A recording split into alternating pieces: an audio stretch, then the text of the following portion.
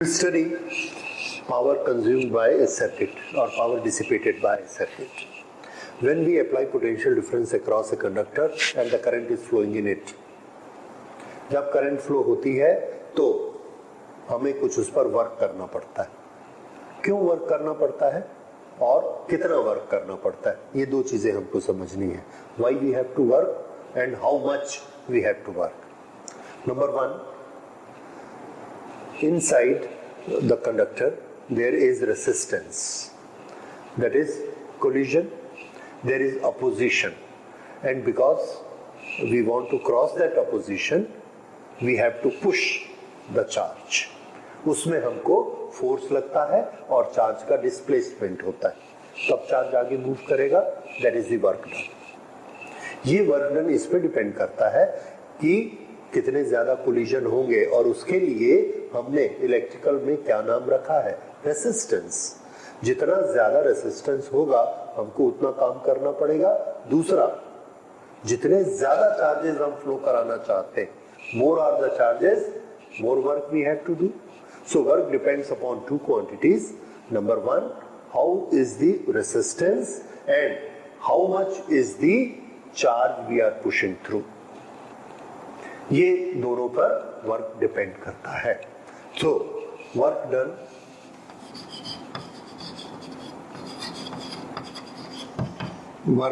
is equal to or it depends upon resistance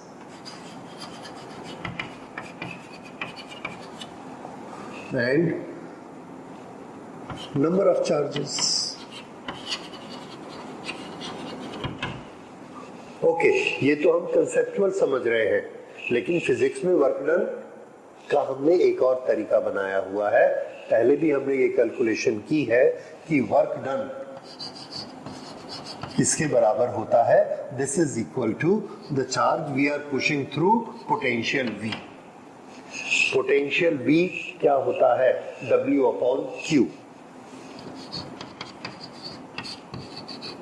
ये एक conductor है, इन दोनों के बीच पोटेंशियल डिफरेंस V का क्या मीनिंग है. It means if Q charges is pushed from this end to this end, how much is the potential difference V. How much is the work done, W. How these quantities are related. Work done per unit charge. Work done per unit charge is potential difference. ये इधर ले जाइए, so work done is equal to Q into V. अब V किसके बराबर होता है, V is equal to I into R. Okay. Q charge. Charge से करंट कैसे बनती है, तो आंसर है चार्ज और करंट, इसका क्या रिलेशन है, I multiplied by T. Current multiplied by time is charge, because charge upon time क्या होता है, I. So charge is equal to I multiplied by T here, and V is equal to again V is equal to I multiplied by R. So this is I square R T. This is work done per unit charge. Sorry, no. This is work done. Work. So work done is Q. Q को हमने क्या लिखा, I into T, और V को क्या लिखा, I into R. So work is I square R T. This is the work done. अगर हम इसको यहां से निकालेंगे तो देखिए ये क्या है, resistance R. Number of charges जो उसमें फ्लो हो रहे हैं, दैट इज Q, और नंबर ऑफ चार्जेस किसके बराबर होते हैं, I into T. उससे भी अगर हम इसको बनाएंगे, it will come to the same thing. So this is I square R T is the work done. ये वर्क डन कितने टाइम में हुआ है, T सेकेंड में. Now the work done per unit time.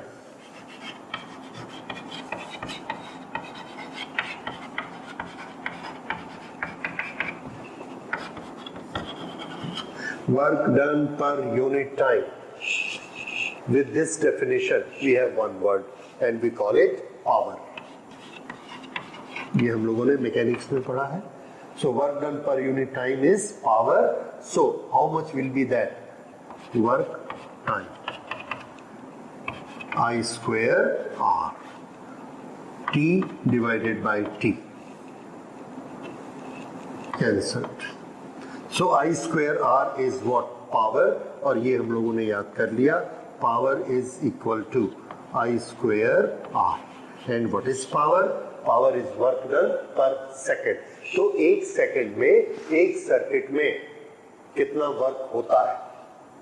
तो आंसर है एक second में एक सर्किट में आई स्क्वायर आर वर्क होता है. इसीलिए हम उसको क्या बोलते हैं? पावर. हमारा एक बल्ब यहां जल रहा है, that is a 60 what power. उसके ऊपर लिखा है power 60 what. What does that mean? It means the work done in that is 60 joule in 1 second. This we have studied in class 11. What is meaning of power? तो यहाँ पर इससे हमको power मिलती है. पावर के और फॉर्मूले भी बनते हैं, जैसे I into R किसके बराबर होता है? V के बराबर. तो power is equal to V into I. This is I into R. So V into I is power. Power is equal to I square into R. और देखिए, अगर हम I को V upon R लिखेंगे, then power is equal to V square upon R. So all these three relation is for power. तो V और I दिया है, I और R दिया है, V और R दिया है. You can use any one of them. Okay. तो ये होती है पावर ऑफ द सर्किट. अब ये पावर से प्रैक्टिकल इस टर्म का क्या मीनिंग है? प्रैक्टिकली इस टर्म का ये मीनिंग है कि हमने एक फैन चलाया, उसके अक्रॉस पोटेंशियल डिफरेंस लगाया 240 वोल्ट और उसमें करंट फ्लो हो रही है 1 एम्पियर. 240 वोल्ट 1 एम्पियर, तो उसकी पावर क्या हो गई? 240 units. And we all know कि पावर की यूनिट क्या होती है? Watt. So joule per second is watt. फिर से यहां पर मैं लिख देता हूं power W upon T. Unit में कन्वर्ट करेंगे. वॉट इज जूल सेकेंड, जिसमें जूल क्या है? Work done. वॉट क्या है? Power. Work done is energy consume. तो एनर्जी या वर्क दोनों के लिए हमें क्या यूज करना है? W. So work done that is energy. Energy is equal to how much? Power multiplied by time. 60 watt का बल्ब 60 वॉट का बल्ब 1 घंटे तक जलेगा. कितनी एनर्जी खर्च होगी? तो आंसर है 60 multiplied by 3600 second. SI system. 60 multiplied by 3600 is the energy in joules. तो इस तरह से हम एनर्जी को निकाल सकते हैं. whatever it comes to, say 20,600 joules or whatever it is. Okay. Energy, power और time in correlation. Now power is this. अब इस पावर का सिग्निफिकेंस क्या है, ये हम बात कर रहे थे. तो पावर हमको क्या बताती है कि उस सर्किट में कितना वर्क हो रहा है. अगर हमने एक बल्ब लगाया 60 वॉट का और दूसरा बल्ब लगाया 100 वॉट का, दोनों में हम देख रहे हैं कि वोल्ट तो हमने 240 लगाया, एक 1 एम्पियर लेता है और एक 2 एम्पियर लेता है. 1 एम्पियर और 2 एम्पियर, तो उसकी पावर दूसरे से डबल है. हमको कैसे पता लगा? तो हम ये देखते हैं ये लाइट ज्यादा दे रहा है. ठीक है. ओके. जब एक फैन चलता है तो वो करंट लेता है 2 एम्पियर, लेकिन जब एयर कंडीशनर चलता है तो वो करंट लेता है 10 ampere. Same voltage 240 volt. 2 ampere power is less, 10 ampere power is more. तो एयर कंडीशनर की पावर ज्यादा. और अगर पावर ज्यादा है तो एनर्जी कंजम्पशन भी ज्यादा। This is power energy relation. ये तो हो गया कंजम्पशन कि मशीन जितनी बड़ी होगी उतनी ज्यादा पावर कंज्यूम करेगी।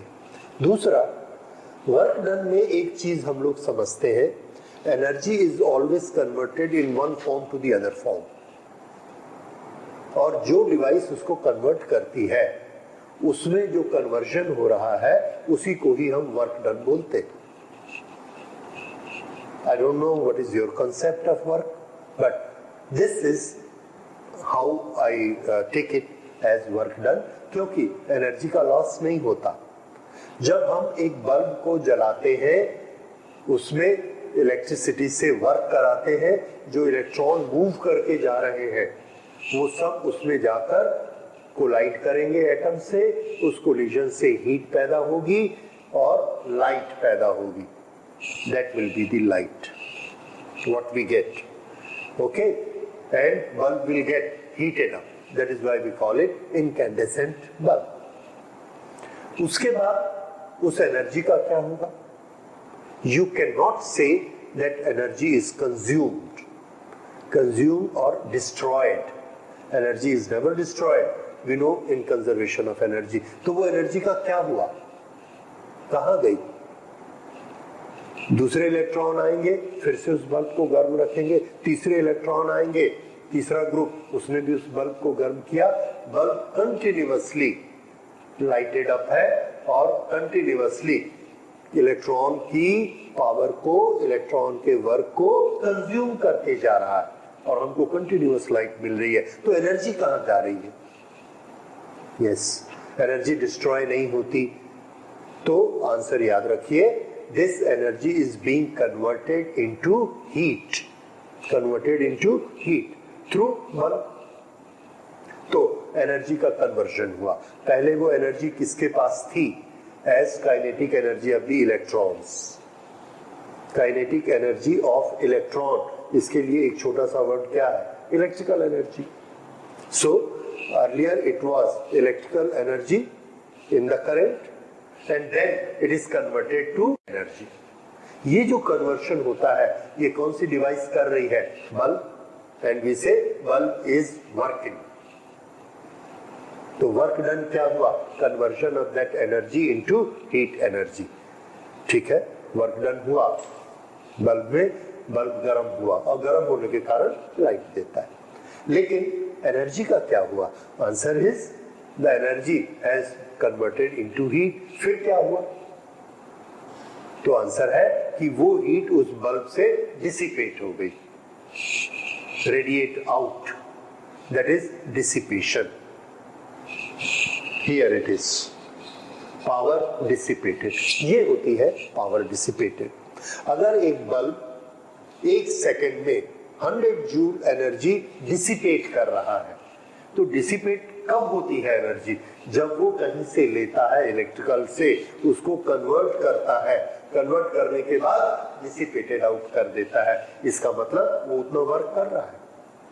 हाँ, वो वर्क यूजफुल बने उसके लिए हमको डिवाइस ऐसी बनानी पड़ेगी कि 100 वॉट में वो बल्ब चमके भी खूब, तब हम उससे लाइट मिलेगी। अदरवाइज वो सिर्फ वर्क तो करेगा, डिसिपेट तब भी करेगा। एक बल्ब लीजिए और उस बल्ब में, या एक रेसिस्टर लीजिए, एक रेसिस्टर में हमने वोल्टेज लगा दी 240 वोल्ट और उसमें करंट फ्लो हो रही है 2 ampere. 240 volt 2 ampere, 480 watt per second, 480 joule per second energy को वो कन्वर्ट कर रहा है, electrical energy to heat energy. और हम देखते हैं वो रेसिस्टर बहुत गर्म हो गया, देखा है आपने? Yes, we all have seen it in our kitchen. Kitchen में जो हमारी हॉट प्लेट होती है, टोस्टर होता है, आजकल आप देखते हैं बिना चमक वाले भी आते हैं, ब्लैक। वो सिर्फ क्या करते हैं, उसमें जब करंट फ्लो होती है, all that energy they convert into heat energy and dissipate. तो ये जो एनर्जी का डिसिपेशन होता है ये किस फॉर्मेट में होता है? हीट में। And every energy finally convert into heat. इसलिए हम दोनों वर्ड यूज करेंगे, one is dissipation of power and other is consumption. Consumption in the sense the electrical energy which is coming that is consumed by the machine, और consumed में ये understood है कि वो destroy नहीं होती है, after consumption it is dissipated as heat. इसलिए technically correct word क्या है? Power dissipated, because finally energy को डिसिपेट ही होना है वर्क करने के बाद। जिस तरह से ऊपर ओवरहेड टैंक से पानी आ रहा है हमारे वॉश बेसिन में, और हम वॉश बेसिन में हाथ धोते हैं और वो नीचे जाके सिंक वाले डब्बे में जमा हो जाता है। ऊपर से 5 लीटर पानी है, हमको हाथ धोने में 2 लीटर हमने कंज्यूम कर दिया। क्या वो 2 लीटर पानी इस दुनिया से उड़ गया, चला गया? आंसर है नो, वो तो नीचे डब्बे में है, सिंक में है, तो वो कंजर्व हुआ। तो अगर पहले हमारे पास 5 लीटर ऊपर और 0 लीटर नीचे 5 लीटर वाटर था, अब 3 लीटर ऊपर और 2 लीटर नीचे अभी भी 5 लीटर है, तो है तो उतना का उतना ही। तो फिर हमने वर्क में कंज्यूम क्या किया? कुछ नहीं। लेकिन हम ये कहते हैं कि हम हाथ धोते हैं, 2 लीटर पानी कंज्यूम होता है। So this is the language we are supposed to understand कि जो ऊपर लेवल का वाटर है वो 2 लीटर हम कंज्यूम करते हैं और उसके बाद उसको डिसिपेट कर देते हैं, नीचे जमा हो जाता है, because we cannot destroy it. The same thing happens with energy. We convert in electrical energy format to heat energy format, और in between जो डिवाइस होती है उसमें जितनी एनर्जी का कन्वर्शन होता है उसके लिए हम वर्ड क्या यूज करते हैं? That much energy is consumed by it. एक एयर कंडीशनर हमारे कमरे में चल रहा है, 240 वोल्ट पे 10 एम्पियर लेता है, 2400 जूल पर सेकेंड वो एनर्जी का कन्वर्शन करना है। किस में? हीट में, because the final conversion is heat. Air conditioner के पीछे जाके देखिए, गर्म हवा निकलती हुई मिलेगी, दैट इज कन्वर्शन। और ये कन्वर्शन क्या इंडिकेट करता है? That it is doing the work of 2400 joule per second. क्या वर्क करता है वो? आंसर है कूल्स डाउन द एयर, तो अंदर की हवा को ठंडा करता है, यानी इसमें से हीट लेकर बाहर की तरफ फेंकता है। That is the work done. So we are not studying air conditioning now. What I am trying to tell you that electrical energy is one format of energy which is kinetic energy of the charged particle. Heat energy is another format of the energy which is electromagnetic waves. और ये conversion होता है, that is known as power dissipation। और कोई भी machine पहले उस energy को एब्जॉर्ब करेगी और अंदर कुछ ना कुछ जैसा हमने डिजाइन किया वैसा वो काम करेगी। अगर हमने उसको एक मोबाइल बनाया है तो वो हमारी बात कराएगी, अगर हमने टीवी बनाया है तो पिक्चर दिखाएगी, अगर हमने फैन बनाया है तो फैन चलेगा। It depends how we make that device. लेकिन नेट में प्रोसेस क्या होती है? It consumes electrical energy and convert it into heat energy. Energy coming, energy going, electrical heat, और इन बिटवीन जब वो कन्वर्शन करती है उसी को हम क्या कहते हैं? Work done for us. So this is, और उसका मेजरमेंट हम कैसे करते हैं? वर्क एनर्जी थ्योरम कहता है कि इसका हम 2 तरह से मेजरमेंट कर सकते हैं। इधर से जो हम एनर्जी भेज रहे हैं वहां पर हमने देखा कि पहले हमारे पास कितनी एनर्जी स्टोर थी, बाद में कितनी एनर्जी बच गई। The difference of energy is given to this machine, that is one calculation. दूसरी कैलकुलेशन, यहां से इस मशीन से जो हीट निकलेगी वो यहां से आई है, तो जितनी हीट वो निकालेगा that is the work done by this machine. क्योंकि जितना वर्क करेगा, वर्क का मतलब ही क्या है? कन्वर्शन, तो उसको हम हीट से नाप सकते हैं। तो दोनों तरह से हम इसको नाप सकते हैं। मेरा एयर कंडीशनर वर्क कर रहा है या नहीं, इसको देखने के लिए मैं एयर कंडीशनर के पीछे हाथ देता हूं। If the air coming is hot that means it is cooling, it is working. Electricity board से जो आदमी आता है वो पीछे हाथ देके नहीं देखता, वो क्या करता है, जिधर से इलेक्ट्रिकल करंट आ रही है वहां पर अपना मीटर लगाता है और देखता है कि करंट आ रही है, एनर्जी इसमें जा रही है, जो करता है वो करे, ये अपना बिलिंग कर देंगे क्योंकि आ रही है. So work done can be measured in 3 ways. Number 1, जो करंट आ रही है उसका वोल्टेज और करंट नापिए, you get the work done. जो डिसिपेशन हो रहा है हीट का उसको नाप लीजिए, you will know the work done. और तीसरा, बीच में जो काम कर रहा है, एयर कंडीशनर जो इस कमरे को ठंडा कर रहा है, तो मैं नाप लेता हूं so much of the air, it is brought down the temperature from this degree to this degree. This is the cooling. And how much is the heat taken out from the room? That is the work done by the air conditioner. और उसका formula हम सबको मालूम है. We know that mass into specific heat into difference of temperature. That will give the how much work it is done. So at any stage we can calculate work done. So this is all the relation between input energy, output energy, work done, and there will be another term, useful work done. जब हम लोग AC पढ़ेंगे उस समय हम इसको भी पढ़ेंगे, how much is the useful work done. और ये बहुत ही इंपॉर्टेंट होता है. जैसे हमने पानी को ऊपर उठाना है, ग्राउंड फ्लोर से टॉप फ्लोर पे पानी को ले जाना है. अगर ग्राउंड फ्लोर से टॉप फ्लोर पे ले जाना है तो हम एक पंप यूज करते हैं. उस पंप को हम एनर्जी देते हैं, काउंट करते हैं 1000 वॉट. कहां से हमने काउंट कर लिया, हमने इधर लगाया 200 वोल्ट, करंट 5 एम्पियर, दोनों चीजें मेजर कर ली. तो 200 वोल्ट 5 एम्पियर लगातार इसमें करंट जा रही है. What does it show, 1000 joule पर सेकंड, पावर 1000 वॉट, ये उसमें जा रही है. सो वी से my machine is taking 1000 what, that is the work it is doing. ठीक है, लेकिन फिर हम क्या देखते हैं, मशीन गर्म हो रही है, पंप हमेशा गर्म होगा. वो कौन सा गर्म क्यों होगा, because that is converting electrical energy into heat energy. अगर हम उसका गर्म होना बंद कर देंगे तो क्या होगा, वो एनर्जी लेना बंद कर देगा. अगर एनर्जी लेना बंद कर देगा, काम करना बंद कर देगा. इसलिए याद रखिए, मशीन का गर्म होना जरूरी है. और अगर मशीन गर्म नहीं होती है, that means it is not working. लेकिन गर्म होने से मशीन खराब मत हो, इसलिए जरूरी है कि हीट आउट भी होनी चाहिए. दिस इज थर्मोडायनेमिक्स, जो आपने क्लास 11th में पढ़ा है. हीट एनर्जी का आना, वर्क करना, and then dissipation.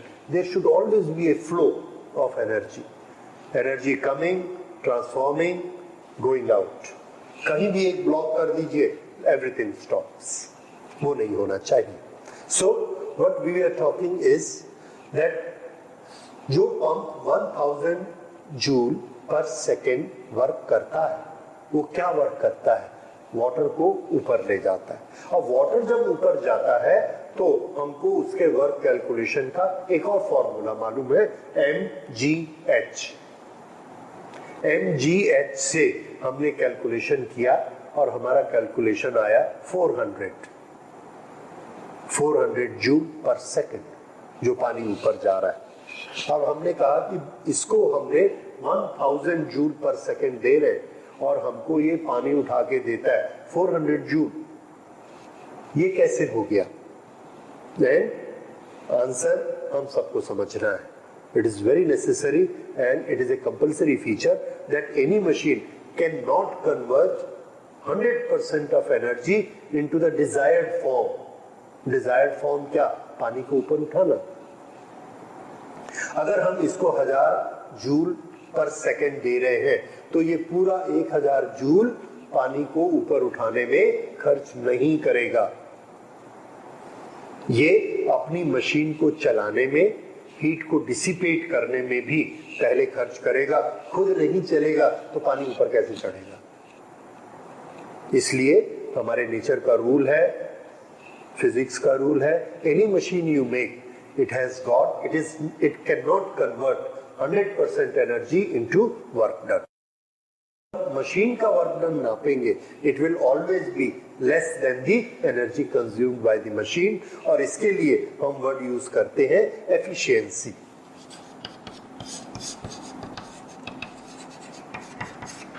Efficiency of machine क्या होती है?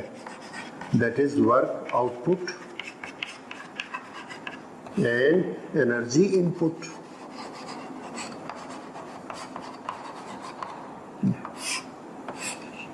तो हमने उसको 1000 वॉट दिया और उसने 400 वॉट का पानी ऊपर चढ़ा दिया, and be happy, it is a work done by the pump, efficiency 40%। ठीक है, अगर हम बाजार से एक दूसरा पंप लेके आते हैं, उसको भी 1000 वॉट देते, लेकिन वो जो पानी ऊपर चढ़ाता है उसने 600 वॉट के बराबर पानी ऊपर चढ़ाया, mgh से हमने कैलकुलेट किया, तो हम क्या बोलेंगे? This is more efficient. दोनों को हमने 1000 वॉट दिया, लेकिन दूसरे ने हमको 600 वॉट काम करके दिया, तो उसे हमको कम टाइम तक चलाना पड़ा।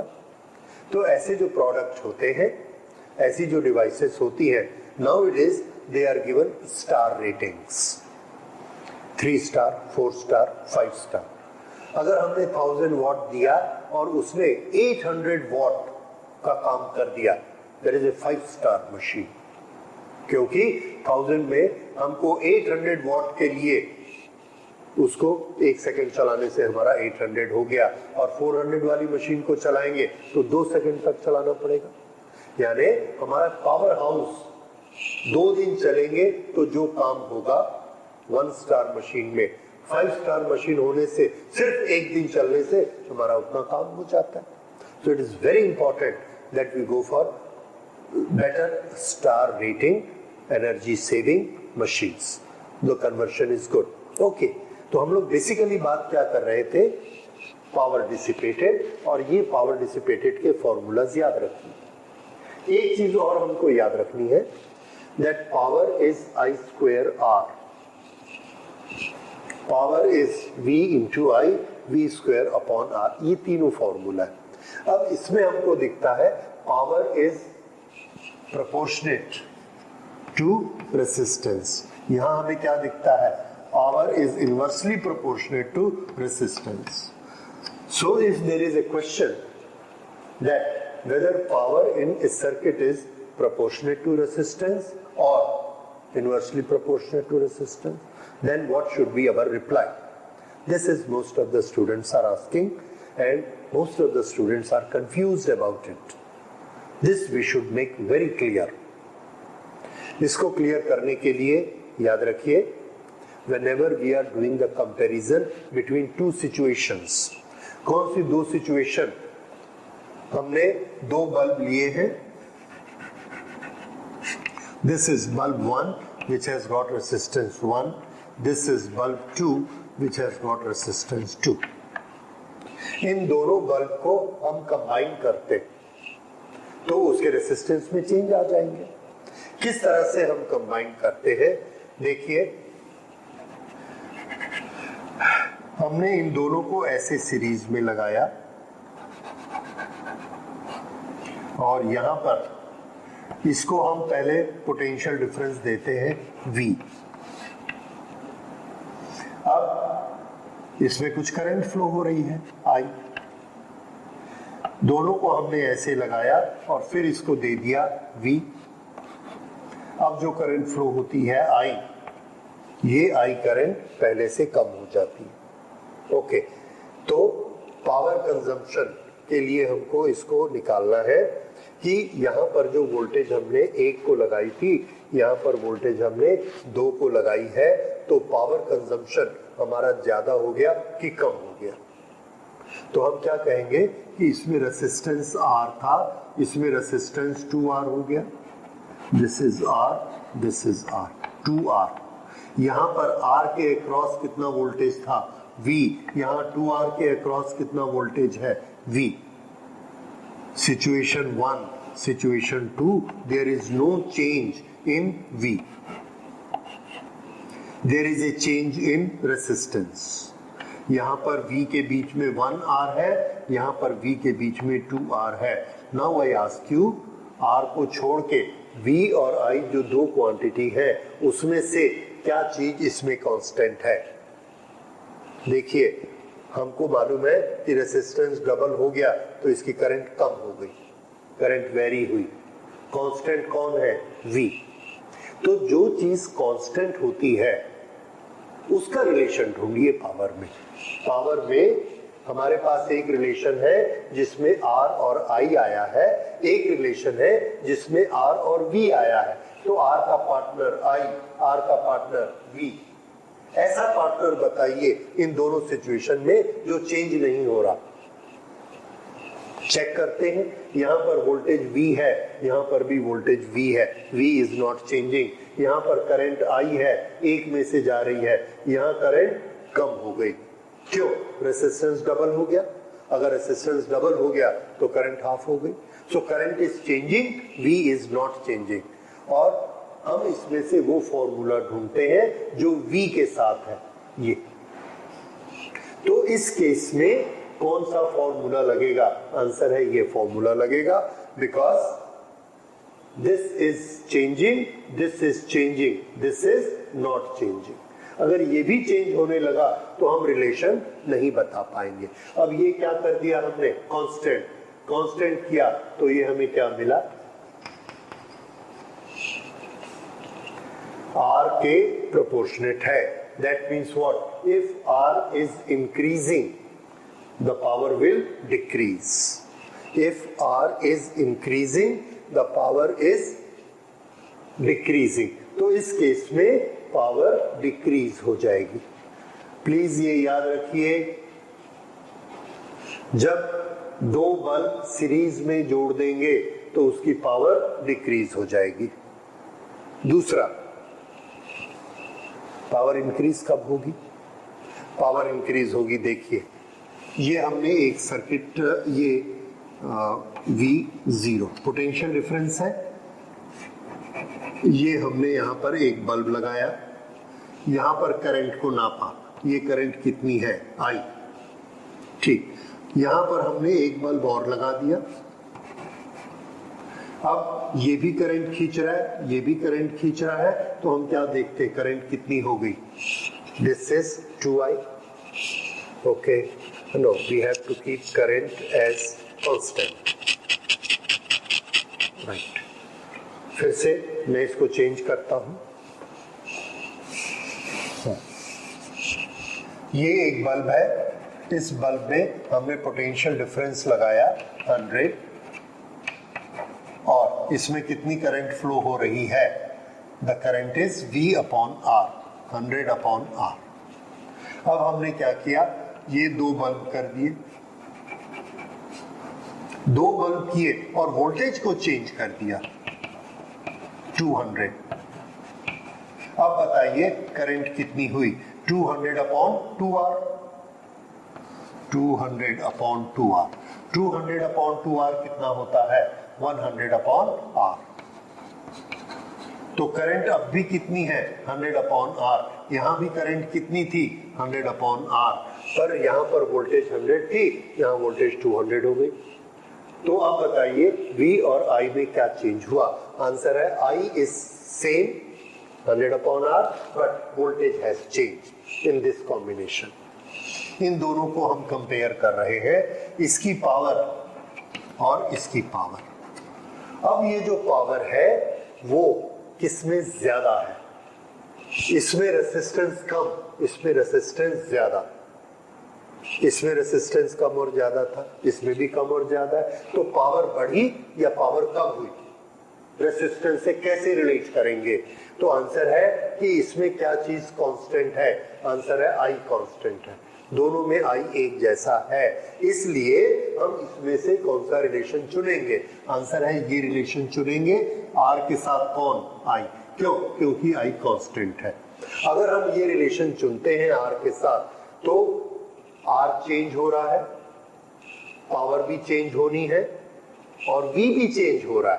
तो तीन वेरिएबल को लेके इक्वेशन नहीं बनेगा, हमको रिलेशन नहीं पता लगेगा। If we want to find out relation between two quantities, all other quantities should be constant. ये thumb rule है, याद रखिए. If we want to find out relation between two quantities, all other quantities should be constant. तो यहाँ पर अगर हमको P और R का रिलेशन चाहिए तो I कांस्टेंट, और अगर V कांस्टेंट है तो P और R का रिलेशन इससे मिलेगा. यहाँ पर I कांस्टेंट है इसलिए P और R का रिलेशन इससे मिलेगा. ये क्या कहता है? P is proportionate to R. तो P is proportionate to R. अगर R इंक्रीज हो गया तो पावर इंक्रीज हो जाएगी. तो इस केस में पावर इंक्रीज हो रही है, पावर इंक्रीज. और इस केस में क्या हो रहा था? Power decrease. सोचिए, दोबारा इसको सोचिए. V को अगर आप कांस्टेंट रखेंगे, V को हमने कांस्टेंट रखा, जो V यहां था वही V यहां पर है. रेसिस्टेंस डबल हो गया तो पावर क्या हो गई? डिक्रीज. ये फॉर्मूला लगा. क्यों? क्योंकि V कांस्टेंट है. यहां पर I कांस्टेंट है. अगर I कांस्टेंट है, जो I इसमें है वही I इसमें है, तो हमने किसको चेंज किया? किसके साथ छेड़छाड़ की? V के साथ. V वेरिएबल है, I कांस्टेंट है. अगर I कांस्टेंट है तो पावर और R, इसके लिए कौन सा फॉर्मूला देखना? I कांस्टेंट, I और R, ये फॉर्मूला देखना. I को कांस्टेंट कर दिया, P is proportionate to R. इसको नहीं देखेंगे क्योंकि V तो चेंज हो रहा है, R भी चेंज हो रहा है, P भी चेंज हो रहा है. It will not give us the dependency. Dependency के लिए बाकी सब कांस्टेंट होनी चाहिए. So this is the way we do. अब इसमें एक बहुत इंपॉर्टेंट चीज जो क्वेश्चंस हमको कॉम्पिटिटिव में भी आते, that is all about combination of resistances and their power dissipation. इसलिए मैंने यहाँ पर अभी सिर्फ पावर को लिया है. that how do we calculate power, what is the meaning of work done, what is the meaning of work dissipation. और dissipation हमेशा किस फॉर्म में होता है? heat. what is heat dissipation, what are the formulas for that. After this we will study the combination of resistors, and once we are well aware of the combination effect of the resistances, then we will do the numerical, that when bulbs are connected in series, bulbs are connected in parallel, in which case we get more light, in which case more power is dissipated and less power is dissipated. That we will see after we do the combination of resistor. So that combination of resistor we will do in the next class.